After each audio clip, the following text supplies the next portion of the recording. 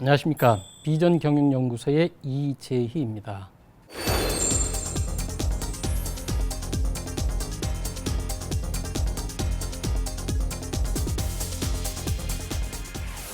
이번 시간에는 클라이언트를 사로잡는 브리핑 스킬에 대해서 우리가 학습을 하도록 하겠습니다. 두 가지 주제입니다. 첫 번째는 브리핑을 잘 하기 위한 3P 분석 및 설계입니다. 그리고 이제 두 번째로 효과적으로 전달하기 위한 설득 스피치에 대해서 말씀을 좀 드리도록 하겠습니다. 자, 그럼 3P가 뭔지에 대해서 먼저 알아봐야 될 것 같아요. 잘 아시다시피 브리핑의 수준을 결정하는 요소라고 이렇게 이제 보시면 될 것 같아요. 그래서 브리핑을 잘 하기 위해서는 첫 번째 people을 잘 알아야 됩니다. 그래서 people에 대한 분석이죠. 자, 그러면은 브리핑과 관련돼서는 두 집단이 이제 존재를 합니다. 클라이언트 집단이 존재하고, 그 다음에 브리핑을 하는 뭐 그룹이 될 수도 있고 또 개인이 될 수도 있겠죠, 그죠? 어쨌든 클라이언트하고 보고자가 존재하는데 요거에 대한 분석이 필요하겠죠, 그죠? 두 번째는 실제로 보고를 하는 데 있어서 어떤 프로세스를 따라주는 것이 좀 논리적입니다, 그죠? 그래서 프로세스에 대한 그 사전 전략 구상이 필요한 거겠죠, 그죠? 그래서 우리가 일반적으로 봤을 때 본론의 프로세스를 전달하는 내용의 스토리라인이라고 있습니다. 그래서 그런 내용에 대해서 우리가 학습할 거예요.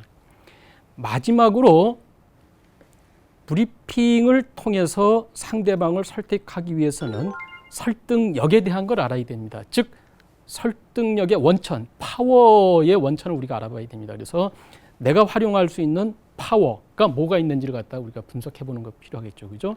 어쨌든 브리핑의 수준을 결정짓는 3대 요소를 3P라고 하는데 그 3P는 뭐라 그랬죠? 첫 번째 people, 두 번째 뭐예요? 프로세스, 마지막으로 그렇죠, 파워입니다. 자, 각각에 대해서 알아보도록 하겠습니다. 먼저 이제 people 분석입니다. people 분석의 제일 상위에 이제 쓰는 내용이 뭐냐면 클라이언트입니다, 그죠? 상대방입니다, 상대방. 이제 클라이언트의 목적과 특성을 사전에 분석해서 대응하는 것이 필요하다는 얘기입니다. 그래서 그들의 목적과 요구 사항과 특성은 뭐냐? 그 다음에 클라이언트들은 이 브리핑의 주제라든지 내용에 대해서 얼마나 전문적인 식견을 가지고 있느냐, 수준이 어떻게 되느냐, 그죠? 얼마나 또 관심이 있느냐, 또는 이 주제에 대해서 호의적인지 비호의적인지에 따라서 전략을 좀 달리해야 되겠죠, 그죠? 그 다음에 또 우리가 고려해야 될 요소가 뭐냐면은 이 브리핑을 통해서 좀 우리가 그 건을 수용, 즉 승인했을 때하고 기각시켰을 때 각각 그들이 잃는 것과 얻는 것이 뭐냐를 갖다가 우리가 분석해 보는 거죠, 그죠? 베너핏 분석을 해보는 겁니다. 혜택 분석이 되는 거죠, 그죠? 그 다음에 만약 그들이 이 브리핑 내용에 대해서 좀 부정적 입장을 가지고 또 반대를 한다면은 그 이유가 무엇인지에 대해서도 우리가 미리 사전에 분석을 하면은 좀 현장에서 대응하기가 좀 편하겠죠, 그죠? 네. 그리고 또 우리가 고려해야 될 게 뭐냐면은 이 이슈와 관련돼서 클라이언트들이 브리핑 현장에서 야, 이런 질문을 하지 않을까라고 미리 예상 질문을 갖다가 우리가 알아보고 그거에 대한 백업 데이터를 준비해 놓는 거는 현장에 가서 당황하지 않기 위한 아주 중요한 요소가 됩니다. 지금 말씀드린 이 내용들은 사소한 것 같지만은 미리 체크를 하고 그거에 대한 대비를 한 경우와 하지 않은 경우는 상당히 많은 차이점이 존재합니다. 그 다음에 people 분석의 두 번째 요소는 뭐냐면 발표자 자기 자신 분석입니다. 그래서 프레젠터 분석이라고 이렇게 봐야 되겠죠.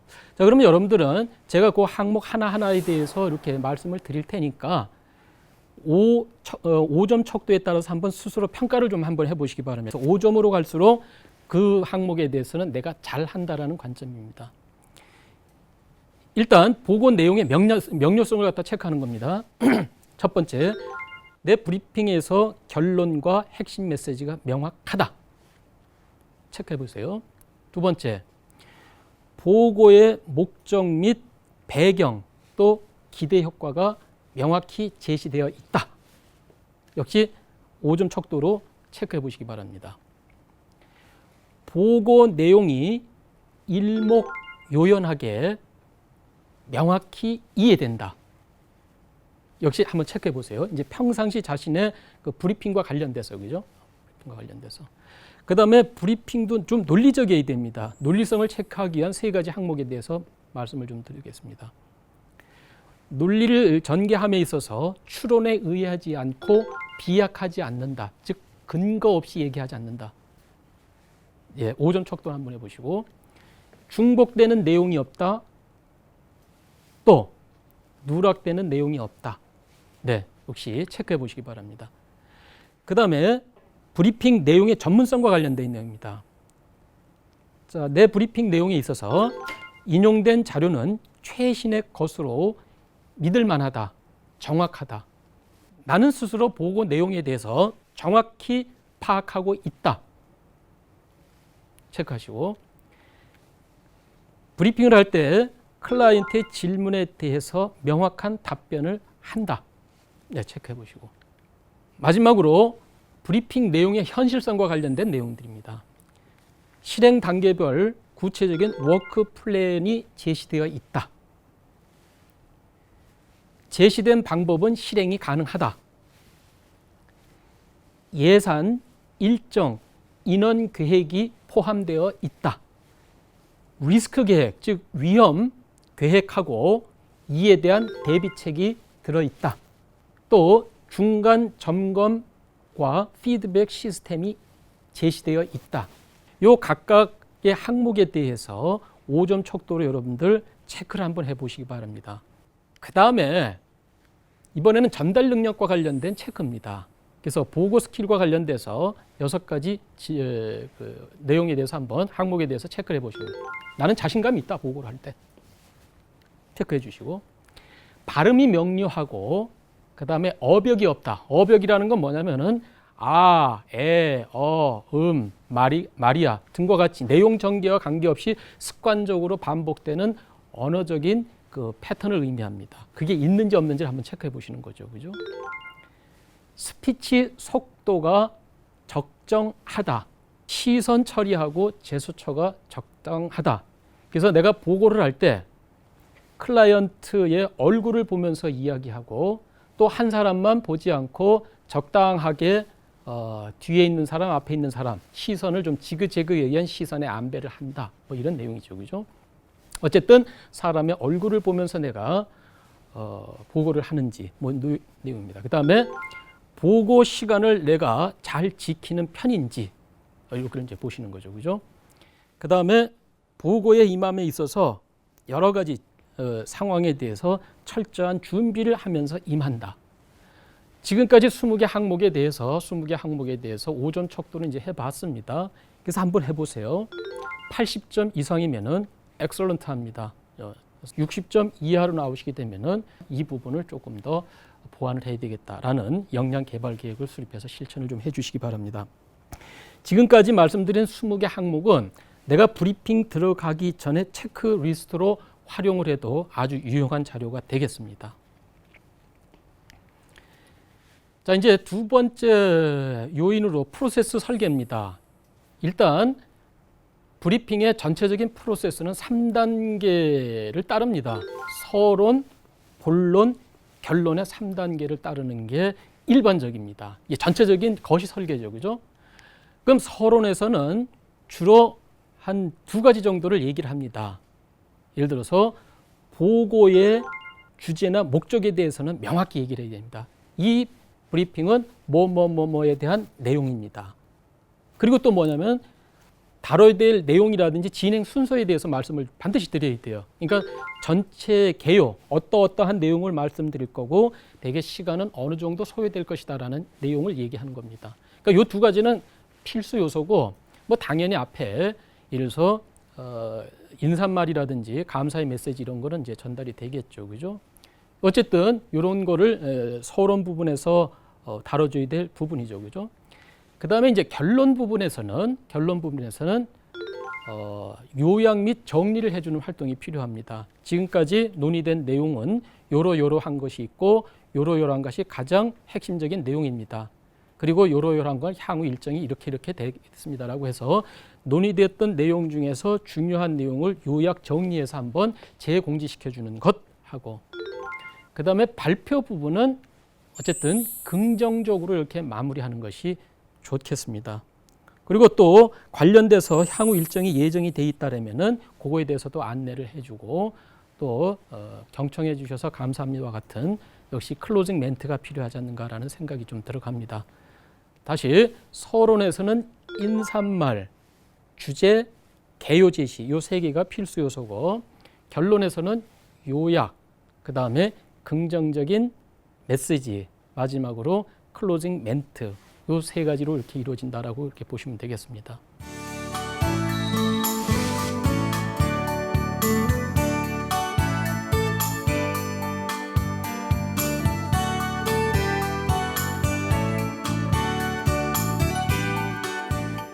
자, 이제 핵심은 본론이죠, 그죠?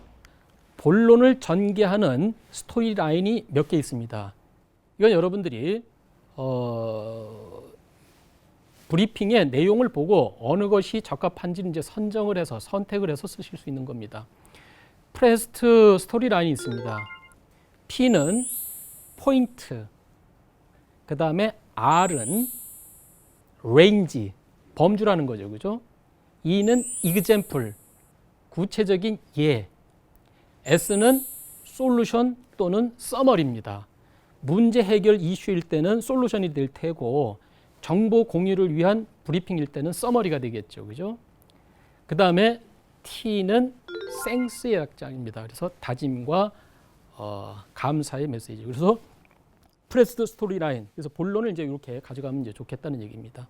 한번 예를 들어보도록 하겠습니다. 지식 정보 시스템 도입에 따라 재무적으로 환산할 수 없는 뛰어난 경영 성과를 이룰 수 있었습니다. 이거 포인트예요, 그죠? 결론이 되겠습니다. 자, 그러면은 근거가 있어야 되는데 근거를 범주를 나눠서 얘기하겠다는 얘기입니다. 그래서 두 번째는 이제 레인지입니다. 범주, 그죠? 지금부터 지식 정보 시스템 도입에 따른 올해의 경영 성과를 조직 성과, 부서의 성과, 그리고 개인 성과 차원으로 말씀을 드리겠습니다. 범주를 나눈 거죠, 그죠? 그 다음에 이제 이그젬플입니다. 범주별 구체적인 데이터를 예시하겠다는 겁니다. 먼저 조직 성과로는 구성원들이 비전과 목표 전략을 공유함으로써 회사에 대한 로열티가 높아졌으며 자율적인 목표 관리 문화가 정착이 되었습니다. 이렇게 해서 구체적인 예들을 들어가는 겁니다. 다음으로 부서 팀 성과 측면에 대해서 말씀을 드리면 요러요러한 것이 있습니다. 그래서 레인지별로, 즉 범주별로 구체적인 이그젬플들을 갖다 제시하는 거죠, 그죠? 그 다음에 S는 서머리입니다. 이 경우에는 정보 공유를 위한 브리핑이었으니까 요약을 해주는 거죠, 그죠? 이상의 내용을 요약해서 말씀드린다면은 지식 정보 시스템 도입은 매우 성공적이라고 할 수 있습니다. 이제 맨 마지막으로 땡스가 되는 거죠, 그죠? 향후 제기될 수 있는 지식 정보 시스템 도입에 따른 문제점과 개선 방안을 조기에 마련해서 정착될 수 있도록 하겠습니다. 라고 말씀드리고 나면 지금까지 경청해 주셔서 대단히 감사합니다. 라고 해서 다짐과 감사의 메시지를 끝나는 거죠. 이게 이제 전형적인 프레스트형 스토리 라인입니다. 또 우리가 많이 쓰는 그 스토리 라인에 프랩 구조가 있습니다. PREP 구조죠. PREP. 그래서 프랩은 역시 포인트, 리즌, example, 포인트. 이건 포인트가 앞뒤가 있다 그래가지고 수미 상관법이랍니다. 그죠? 머리수, 꼬리미. 그래서 도입 부분과 결론 부분이 이렇게 맥락이 이제 맞는 거죠. 그죠? 구체적인 예를 한번 보도록 하겠습니다. A 상품 디자인은 시장에서 선풍적인 인기를 끌 것입니다. 어쨌든 자기가 주장하는 포인트예요. 그러면은 이유를 대야 됩니다. 근거, 리즌을 대는 거죠. 리즌. 왜냐하면 이 상품은 최근 전 세계적으로 열풍을 불러일으키고 있는 유럽풍의 디자인을 도입했기 때문입니다. 이제 근거를 댄 거예요. 자, 그러면은 구체적인 예가 있어야 될 거 아니에요. 그죠? 이그젠플이 도입됩니다. 지금 시장에서도 젊은 여성들에게 유럽풍 상품이 많이 팔리고 있습니다. 예를 들어서 A라는 유럽풍 상품은 전년 동기 대비 250%의 매출 신장을 보였을 뿐만 아니라 올해 출시한 유럽풍의 B 제품도 매월 45.6%의 급속한 매출 성장을 달성하고 있습니다. 다시 이제 포인트를 제시하는 거예요. 따라서 그러므로 이 디자인도 시장에서 인기를 끌 것으로 판단이 됩니다. 이게 이제 전형적인 PREP의 본론 전개 방식입니다. 그 다음에 이제 끝으로 페이브 구조랍니다. FABE. 이건 이제 마케팅 쪽에서 이제 많이 쓰는 건데, F는 feature, 일반적인 사양이라든지 기능을 의미합니다. 그 다음에 A는 advantage의 약자입니다. 제품이나 서비스를 구매해서 사용함에 따라 고객들이 얻는 특징이라든지 우리 제품의 장점을 의미합니다. 그 다음에 B는 benefit의 약자입니다. benefit. 결국은 우리 제품과 서비스를 구매한 소비자가 누리는 경제적인 또 사회 심리적인 그 혜택을 이제 제시하는 거죠. 마지막으로 E는 뭐냐면은 evidence. 니들 그렇게 자랑을 하는데 그게 실제로 맞는지 내가 어떻게 믿느냐. 그거에 대한 근거를 대봐라. 그 얘기 아니에요. 그죠? 그래서 구체적인 증거를 갖다가 제시하는 걸 의미합니다. 예를 들어 드리겠습니다. 본 상품은 시장의 실세 금리를 반영한 확정 금리형 상품으로서 약관 대출이 가능합니다. 근데 이런 거는 어쨌든 사양이라든지 또 다른 금융 상품에서도 제시할 수 있는 거예요. 그런데 이 상품은 현재 예적금 상품 중에서 가장 높은 금리를 드립니다. 특히 이 행사 기간 동안은 0.5%의 추가 금리를 드리고 있습니다. 이거는 다른 상품이 제시하지 않는 우리 제품만이 가지고 있는 차별화된 장점이죠. 그죠? 그걸 한번 이제 강하게 어필하는 거죠. 그죠? 자, 그러면은 이 서비스를 갖다 여러분들이 얻게 되면은 어떤 혜택이 있느냐? 만일 여러분들이 5천만 원에 약정으로 가입하면은 일반 예금보다 585만 원이나 추가 이익을 얻게 된다 이 얘기죠. 그죠? 그다음에 중도 해지도 되고 원금 보장이 되니까 부담이 없다는 얘기예요. 그 이제 소비자가 얻는 베너핏에 대해서 얘기를 한 겁니다. 그죠? 에비던스를 대봐라 이거죠. 그죠? 에비던스. 이 상품은 한국경제신문을 비롯해서 주요 경제신문에서도 금리가 높고 안정된 상품으로 소개가 됐다. 이렇게 얘기를 하는 겁니다. 그죠? 얘기가 됐다. 그 얘기입니다. 그래서 이렇게 페이브 구조로 이렇게 얘기를 하는 겁니다. 그죠? 얘기를 하는 겁니다.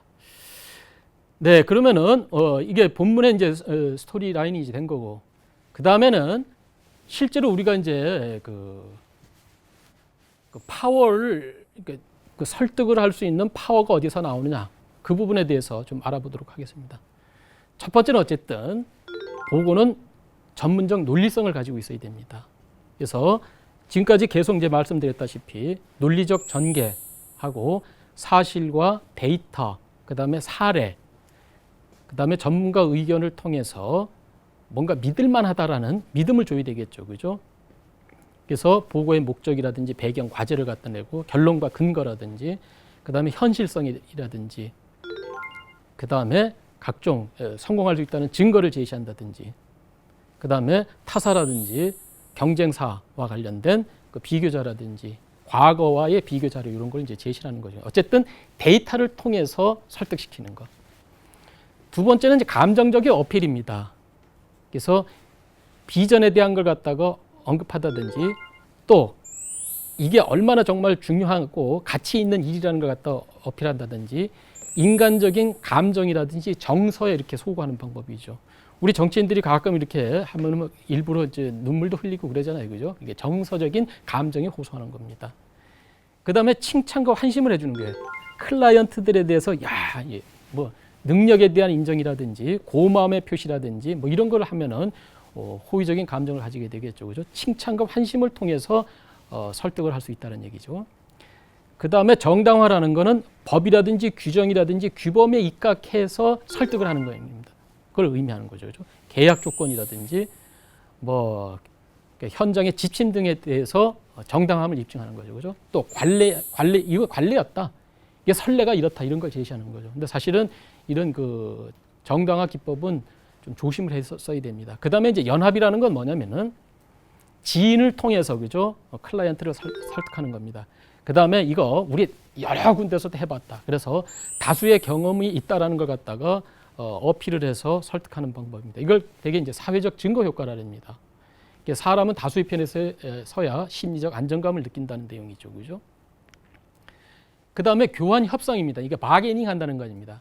이걸 해주면은 이런 걸 갖다가 하도록 하겠습니다라고 해서 서로 이득을 교환하는 거죠. 그래서 교환과 협상의 조건을 잘 제시를 해서 설득을 하는 방법입니다. 그 다음에 이제 그 상부 권위에 입각해서 하는 겁니다. 그러니까 클라이언트보다 조금 더 힘이 있는 사람한테 좀 영향력을 행사하도록 하거나 또는 언급을 함으로 해서 이렇게 설득을 하는 방법입니다. 사실은 이것도 좀 우리가 주의를 좀 해야 될 거죠. 어쨌든 우리가 그 남을 설득할 때 지금까지 말씀드린 파워의 유형 중에서 내가 어떤 거를 활용할 수 있는지 또 클라이언트는 어떤 거를 선호하는지를 갖다가 미리 계획을 하면은 훨씬 더 효과적입니다. 어쨌든 파워의 원천이 있는 거거든요. 그래서 파워 분석을 하는 것이 브리핑을 하는 데서 필요하다라고 보겠습니다. 끝으로 스피치 스킬에 대해서 좀 말씀을 좀 드리도록 하겠습니다. 어쨌든 모든 게 변화입니다. 스피치의 변화를 줘야 돼요. 우리 모노톤 하면 안 됩니다. 모노톤이라는 게 평이하게 반복되는 단순한 어조를 갖다 의미합니다. 되게 이제 졸린 거죠, 그죠? 그래서 어쨌든 브리핑을 할 때는 스피치의 변화를 줘야 된다. 그래서 음의 고조 장단을 갖다 이제 고려를 해야 된다는 거죠.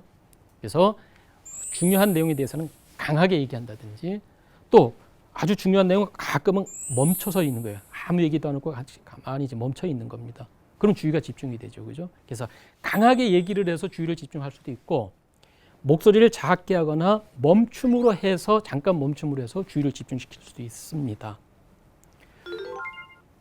그 다음에 핵심 내용에 대해서는 반복해서 얘기하는 것도 역시 주의 집중 효과가 있죠. 어쨌든 스피치에 있어서는 변화를 줘야 되는데 변화를 준다는 의미는 내용 전개에 따라서 고저장단을 고려한다는 얘기입니다. 그 다음에 스피치만 가는 게 아니에요. 얼굴 표정도 같이 따라가야 됩니다. 그러니까 우리가 포커페이스라는 얘기죠. 남이 보기에 저 사람이 무슨 생각을 하고 있는지 도대체 모르겠는 거예요. 무덤덤한 표정이죠, 그죠? 표정에 변화가 없는 거. 이걸 포커페이스라 합니다. 그것도 당연히 안 되겠죠. 즉 스피치에 따라서 얼굴 표정의 변화도 있어야 되고 또 뭐가 같이 따라줘야 되죠? 네, 제스처도 같이 따라줘야 됩니다. 따라서 스피치, 얼굴 표정, 제스처는 세 개가 같이 하나의 세트로 해서 변화를 준다라고 이렇게 생각을 하시면 되겠습니다. 그 다음에 스피치의 변화에 하고 또 하나 고려해야 될 게 발음의 명료성입니다. 그래서 우리가 브리핑 들어가기 전에 아, 에, 이, 오, 우를 입을 좀 화장실 같은 데서 크게 한 5-6번 이렇게 연습을 하고 가면은 안면 근육이 이완이 돼서 보다 명확한 발음을 할 수 있습니다. 그래서 지금까지 우리가 그 클라이언트를 사로잡는 브리핑 스킬에 대해서 그 3P를 중심으로 해서 한번 알아봤습니다. 지금까지 말씀드린 내용을 잘 적용을 해서 보다 더 브리핑을 잘하는 우리 사회인으로 거듭나시기를 바랍니다. 수고하셨습니다.